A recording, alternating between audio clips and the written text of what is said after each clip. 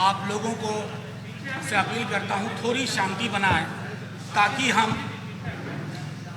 ताकि हम campaign song से इस कार्यक्रम की शुरुआत करें। उसके बाद हम संकल्प अपना आपके सामने रखेंगे। प्लीज़ कैंपेन सॉन्ग दीजिए। हट जाओ इस सामने से। कैंपेन सॉन्ग दीजिए।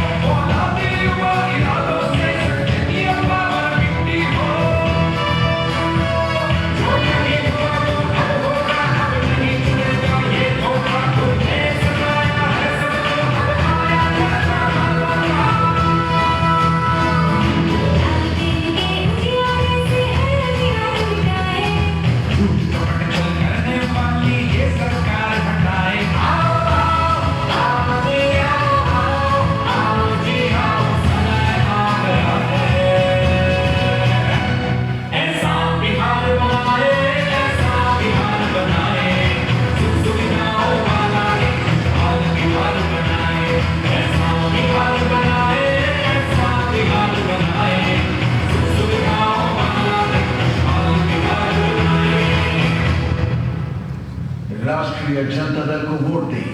इस बार शुक्रिया साथियों, आपने कैंपेन सॉन्ग देखा। अब मैं नेता प्रतिपक्ष श्री तेजस्वी जी से और अपने तमाम साथियों से आग्रह करता हूं, एक बार खड़े होकर के हम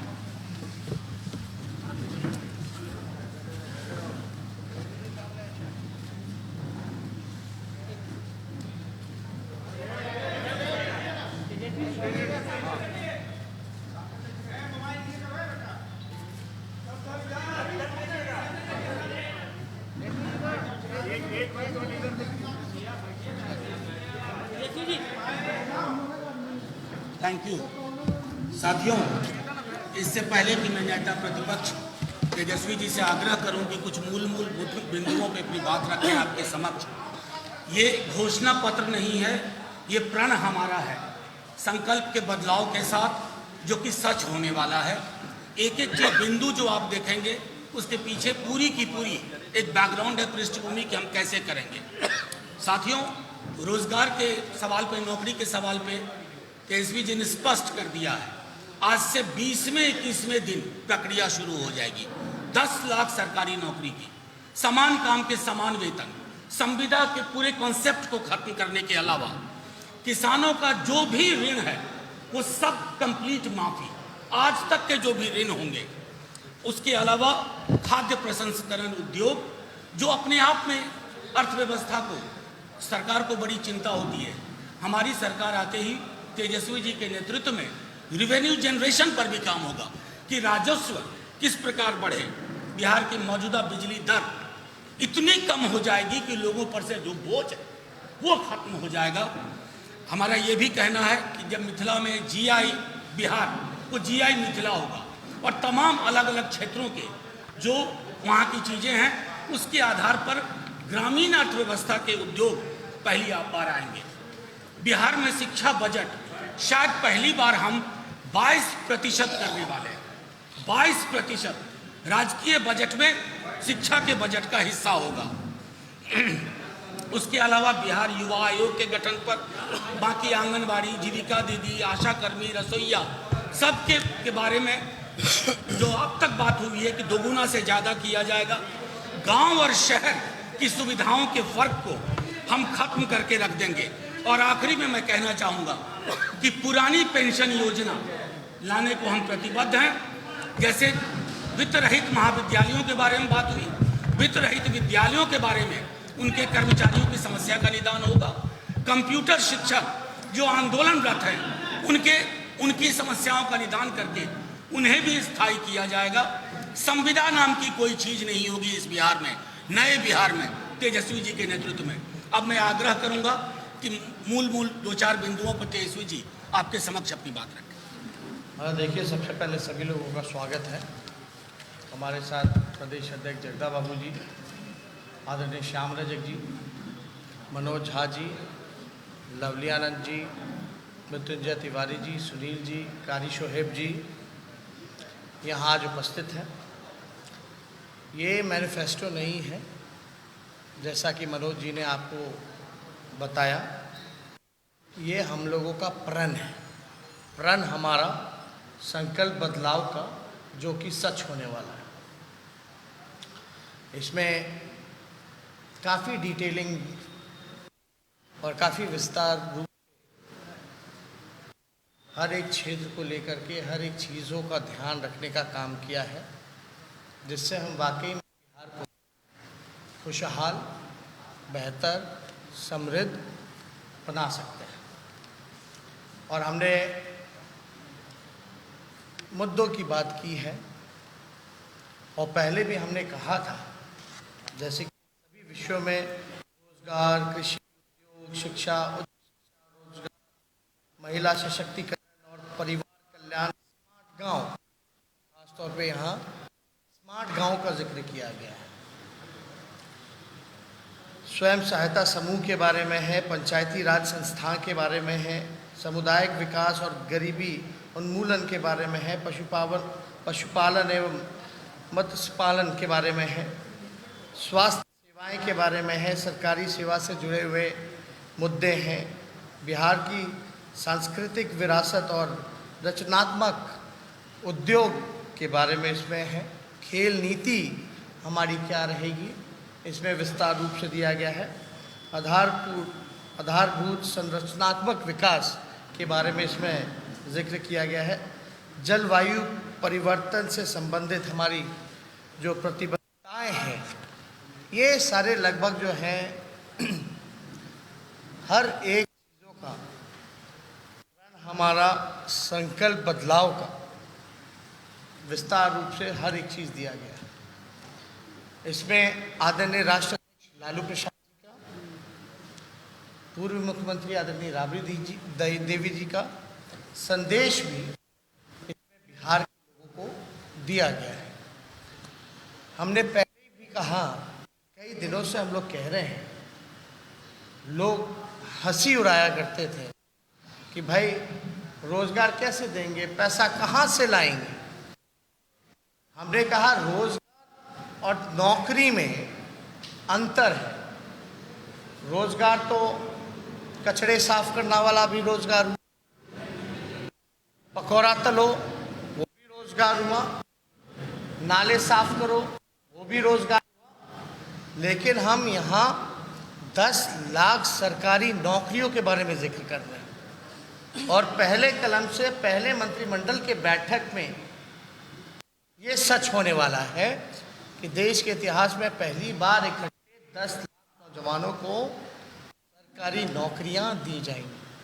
4.5 लाख नौकरियां रिक्त हैं स्वास्थ्य सेवाएं में, शिक्षा विभाग में, पुलिस महकमे में। 60% जूनियर इंजीनियर का पद जो है वो यानी doctor, nurse, compounder, lab technicians, engineers, professor, teacher, आपके पुलिस बल की जो क्षमता है जो होनी चाहिए, जो कि अभी नहीं है। हमने उदाहरण भी दिया था मणिपुर जैसे छोटे राज्य का कि भाई 1 लाख आबादी पे वहाँ 1000 से ज़्यादा पुलिसकर्मी हैं, लेकिन बिहार में 1 लाख आबादी पर 77 पुलिसकर्मी हैं। तो इन सारे विभागों को अगर हम मिलाएं तो लगभग 4.5 लाख नौकरियां जो हैं कभी भी सरकार दे सकती है। और ये बजट में ऑलरेडी प्लान बजट में इन सारी चीज़ों का व्यवस्था है। पगार की बात होती है, सैलरी की बात होती है, क्योंकि ये पदे रिक्त हैं। बात आती है 5.5 लाख नौकरियों की, तो वो राष्ट्र औसत के मुकाबले हमको आना है। हमको बिहार बेहतर बनाना है। जहाँ फंसा हुआ है हमको वहाँ से निकालना है। तो निकालना है तो कम से कम जो नेशनल एवरेज है उसको हमको compete करना पड़ेगा, उसके मुकाबले राष्ट्र औसत के मुकाबले हमको आना पड़ेगा। तो 4.5 और 5.5 लाख नौकरियां मिला के टोटल 10 लाख हो जाएगा। वादा करना हो भाजपा और डबल इंजन सरकार का जैसे करते रहे, तो हम लोग भी बोलते भाई 50 लाख नौकरियां देंगे। हम लोग भी शुरू से बोलते हैं कि 1 करोड़ नौकरियां देंगे, लेकिन 10 लाख ही क्यों? क्योंकि जो रिक्वायरमेंट है, चाहे पदे खाली हो या राष्ट्र औसत के मुकाबले आने के लिए। अब भाजपा वाले बताएं कि भाई उनका मुख्यमंत्री का चेहरा कौन है? नीतीश कुमार है। नीतीश कुमार को 10 लाख में हाथ खड़े कर दिए थे कि कहाँ से देगा, पैसे कहाँ, तो बीजेपी कहाँ से देगी? कौन करेगा? नेतृत्व तो नीतीश कुमार कर रहे, उन्होंने तो पहले ही हाथ खड़ा कर दिया। तो ये बेवकूफ़ किसको बना रहे हैं? बोलते हैं पैसा नहीं है। बिहार का बजट लगभग 2,13,000 करोड़ का है, जिसमें खर्च केवल 60% होता है, 40% खर्च नहीं हो पाता। जो खर्च नहीं हो पाता 40% अगर कुल बजट का अगर निकाला जाए तो 80,000 करोड़ होता है। और डिप्टी सीएम सुशील मोदी कुछ और बयान ही कह रहे थे। अब कहाँ है? जल्दी स्वस्थ हो जाए, हम लोगों की शुभकामनाएं। लेकिन यही सुशील मोदी जी ने 2 बयान दिए थे, आपको याद होगा, 3 बयान, कि संसाधनों की कमी है जब मजदूरों को लाने की बात की जा रही थी। एक बार अपराधियों के सामने हाथ जोड़ दिया था पितृपक्ष के महीने में। चौथा हाफ पैंट में ये भागे थे जब पटना में जल जमाव था। और चौथा जो बेइज्जती इन्होंने करने का काम किया, जो रोजी रोटी कमाने जो मजदूर पलायन करके जाते हैं, बोलते शौक के लिए जाते हैं, मज़े के लिए बाहर जाते हैं, इसलिए पलायन करते हैं। तो ये है बीजेपी का चेहरा बिहार में, ये है। और चिट्ठी निकाला जाता है कि मजदूर भाई अगर आएंगे तो अपराध बढ़ जाएगा। अब क्यों खामोश है भैया सरकार? क्या हुआ? कुछ ऐसी अनहोनी तो नहीं होगी जो 40 लाख से भी ज़्यादा मजदूर आए?